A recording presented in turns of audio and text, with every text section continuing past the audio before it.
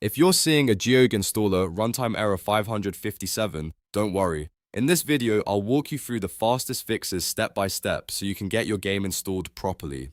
This error usually happens when Windows runs into a problem with space, file location, or missing system components, and the good news is that it's often easy to fix. If this tutorial helps, please hit like and subscribe for more quick software and gaming fixes. Let's get started. First, free up some space on your D drive. Even if you're installing the game to a different drive, GeoG installers often still need temporary space onto to unpack files and complete setup. Open File Explorer, check your C drive, and make sure you have enough free storage available. If it's getting low, delete temporary files, empty the recycle bin, or remove anything you don't need right now. This simple step can solve the error for a lot of people because the installer needs room to work behind the scenes. Next, move the installer to a short and simple directory.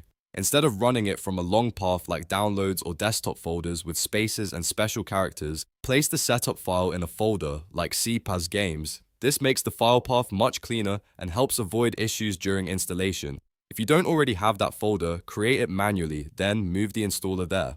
Once it's in place, go ahead and run the installer from that location. After that, make sure to run the installer as administrator. Right-click the setup file, then choose Run as administrator. This gives the installer the permissions it needs to create folders, write files, and complete the installation without being blocked by Windows security settings. If a permission issue was causing the runtime error, this step can immediately fix it. Now, let's move on to the next important fix: updating Microsoft Visual C Redistributables. GeoG installers and the games they install often depend on these runtime files to function correctly. Go to Microsoft's official website and download the latest Visual C++ redistributables for both x86 and x64.